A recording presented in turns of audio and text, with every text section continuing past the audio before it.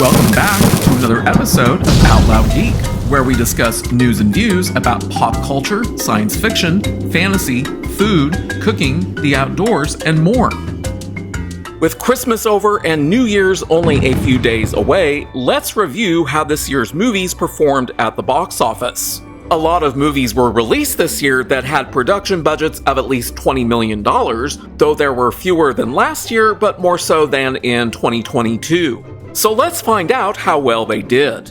But before proceeding, if you're enjoying this video, please consider pressing the like button, and if you'd like to see more of my content, I hope you'll consider subscribing to my channel. And I want to convey my deepest thanks and appreciation to everyone who has subscribed. To keep things simple for this review of 2024's box office, I limit the movies that I examine to only those that had production budgets of at least $20 million and were produced by American-owned studios, which is the same basic criteria that I used when I carried out similar year-end movie reviews in videos that I had released in 2022 and 2023. Also, since 7 of this year's movies are currently playing in theaters and some only recently premiered, I am using their projected final domestic and global gross box office earnings instead of their actual final earnings. So using that criteria, the total number of movies released in 2024 that had production budgets of at least $20 million and were produced by American studios was 55 as far as I am aware of. In 2023, there were 58 such movies, and in 2022, there were 44, though there were also 5 additional movies in 2022 that met the criteria but never played in US movie theaters. Instead, those 5 movies were only streamed in the US, but did have brief international box office runs, and because of that, I regard those 5 movies as abstentions for that year, meaning that they can't really be evaluated. But how well did this year's 55 evaluated movies perform? To know that, we can't just look at how much money they earned. We also have to take their costs into consideration in order to determine whether they broke even or not. And the biggest portion of a movie's total cost is typically its production budget, which is often followed by the marketing budget as the second highest cost, over and above the other miscellaneous costs that will typically include things like distribution costs and a host of other individually itemized costs. Studios will typically report what a movie's production budget could be, but they rarely report any of the other itemized costs, such as the marketing budget. Studios typically do their utmost to conceal what their actual costs are from the general public. In the rare event that a studio does report a movie's marketing budget, we can add that to its reported production budget to estimate the movie's total cost, then multiply the sum by 2 to account for the 50% of gross box office ticket sales that movie theaters keep for themselves in order to yield an estimated break-even point in terms of global gross box office revenue. But in the typical absence of a reported marketing budget, we can estimate what it and the other miscellaneous costs might be, as well as take movie theaters' 50% cut of the gross box office ticket sales into account by multiplying a movie's production budget by 2.5 and 3.0 to yield an estimated break-even point range in terms of global gross box office revenue.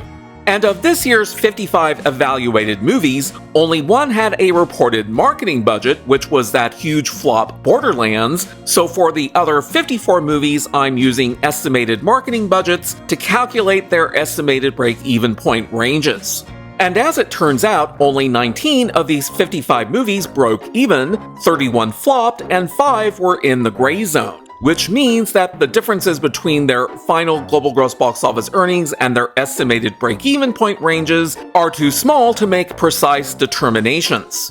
And in alphabetical order, the 19 movies that broke even include A Quiet Place Day 1, Alien Romulus, Bad Boys Ride or Die, Beetlejuice, Deadpool and Wolverine, Despicable Me 4, Dune Part 2, Godzilla x Kong The New Empire, Inside Out 2, It Ends With Us, Kung Fu Panda 4, Moana 2, Smile 2, Sonic the Hedgehog 3, The Beekeeper, The Garfield Movie, The Wild Robot, Venom the Last Dance, and Wicked. The 5 movies in the gray zone include Blink Twice, Bob Marley One Love, Conclave, Mean Girls, and Trap. And the 31 movies that flopped include Abigail, Argyle, Borderlands, Cabrini, Challengers, Civil War, Fly Me to the Moon, Furiosa, a Mad Max Saga, Ghostbusters Frozen Empire, Gladiator 2, Harold and the Purple Crayon, Here, Horizon and American Saga Chapter 1, If, Joker Foley Ado, Kingdom of the Planet of the Apes, Kraven the Hunter, Madam Web, Megalopolis, Mufasa the Lion King, Never Let Go, Reagan, Red One, The Bike Riders, The Crow, The Fall Guy, The First Omen, The Lord of the Rings, The War of the Rohirrim, The Watchers, Transformers 1, and Twisters. In terms of percentages, 34.55% or a little more than one-third broke even, 9.09% are in the gray zone, and the remaining 56.36%, which is more than one-half, flopped. But these numbers are actually an improvement over 2023, which saw 39 of its 58 movies that I had evaluated, or 67.24%, flop at the box office. So there were 10.88% fewer flops in 2024 as compared with 2023, but there were still 13.18% more flops in 2024 than there were in 2022. But since there were 24.06% more flops in 2023 than there had been in 2022, this year's increase in flops as compared with 2022 wasn't as severe, which can also be viewed as an overall improvement. For movies that broke even, there were 12.13% more this year as compared with 2023, but there were 4.09% fewer movies that broke even as compared with 2022. But that's still also a huge improvement over 2023, which had 16.22% fewer movies break even than in 2022. And if we look at each of these years in terms of ratios between the number of movies that flopped as compared with the number of movies that broke even, this year's ratio of 1.63 to 1 is a lot lower than 2023's ratio of 3 to 1, and it's a lot closer to 2022's ratio of 1.12 to 1, which is the best of these 3 years. So why are this year's movies performing better overall at the box office than last year's movies? Obviously, there are multiple contributing factors, not all of which can necessarily be viewed in a straightforward mathematical manner, but there are some that we can take a look at. First, in terms of production budgets, the total amount of money spent to produce last year's 58 evaluated movies was around $6.61 billion, as compared with this year's $5.25 billion, which is an overall decrease of around $1.36 billion. But since there are 58 movies that were evaluated last year as compared with this year's 55, using the same evaluation criteria for both years, is last year's higher total production budget cost due solely to there being 3 more movies produced last year as compared with this year? The answer to that question is no, because the average production budget spent to produce last year's 58 movies was around $114 million per movie, as compared with this year's average of $95.4 million per movie. So this year's movies cost around $18.6 million on average less per movie to produce than last year's movies, which works out to a decrease of around 16.3%. And this year's movies also cost $5.7 million less on average per movie to produce than 2022's movies, which had an average production budget of $101.1 million per movie. And the lower overall average costs to produce this year's 55 evaluated movies also means that the amount of money that each movie needed to earn on average in order to break even was also less overall than last year. Hence, it was easier for this year's movies to break even overall as compared with last year. And when we break up the average production budgets for the movies that flopped and for the movies that broke even for 2022 and 2024, studios spent more on average per movie for the ones that broke even than for the ones that ultimately flopped.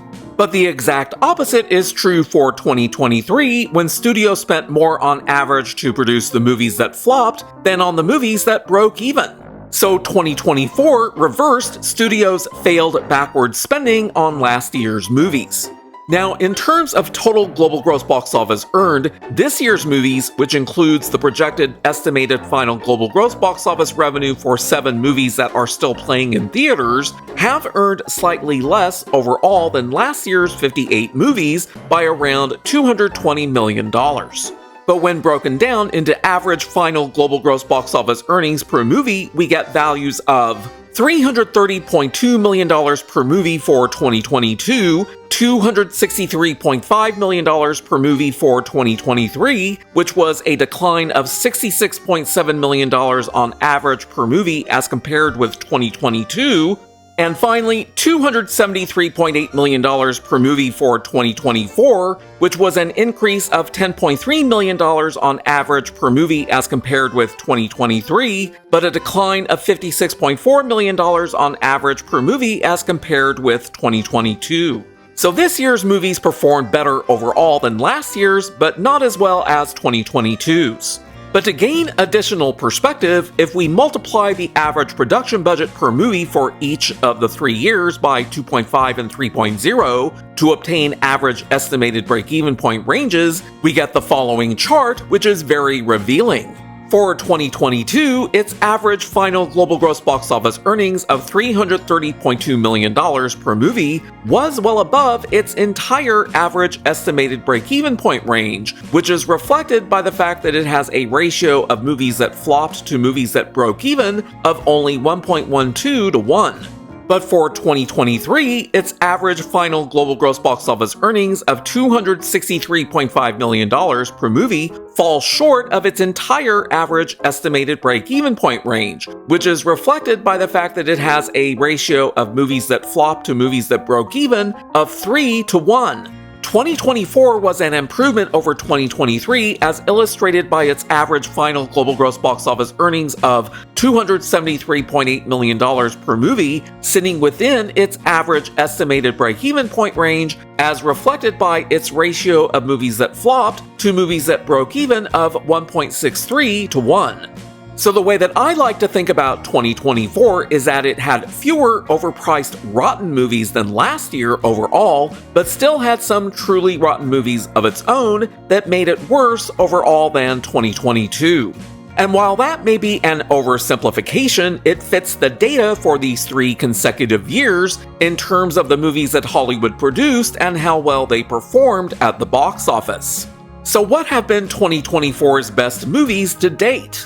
The 5 most profitable movies to date for 2024 are Inside Out 2, whose profits are on the order of $574.2 million, Deadpool and Wolverine, whose profits are on the order of $394 million, Despicable Me 4, whose profits are on the order of $347.1 million, Moana 2, whose profits are currently on the order of $233 million, and Kung Fu Panda 4, whose profits are on the order of $157 million. But what are 2024's worst movies? It's time once again for another episode of Who Will Be the Biggest Flop 2024? And it's been a while since I've done one of these. 2024's 5 biggest flops are as follows.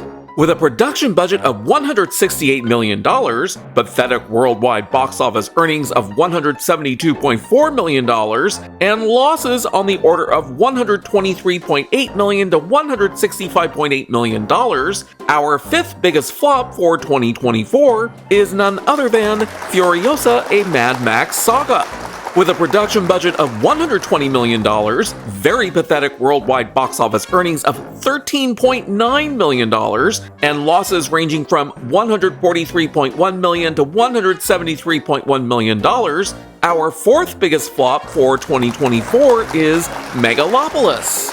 With a production budget of $190 million, pathetic worldwide box office earnings of $206.1 million, and losses on the order of $134.4 million to $181.9 million, our 3rd biggest flop for 2024 is none other than Joker: Folie à Deux. With a production budget of $200 million, very pathetic worldwide box office earnings of $96.2 million, and losses on the order of $201.9 million to $251.9 million, our second biggest flop for 2024 is Argyle. And now for the piece de resistance that you've all been waiting for, with a production budget of $250 million, pathetic worldwide box office earnings of $182.8 million, and losses on the order of $221.1 million to $283.6 million, our biggest flop for 2024 is Red 1. So in spite of having an overall good audience score on Rotten Tomatoes, Red 1 has mediocre and bad audience scores on IMDb and Metacritic respectively, as well as very poor critical reviews, which has allowed it to successfully become the most financially disappointing movie of 2024. So what did you think of this year's movies? What were your personal favorites, and which ones did you think were the worst? Were you surprised by how well or how poorly any of this year's movies performed at the box office? Please let me know in the comments below. Thanks for watching today, and a huge thanks to each and every one of you who has subscribed to support this channel. You can also find us on Facebook, Instagram, Threads, X, and Blue Sky by clicking on the links in the description. Until next time, this is Out Loud Geek.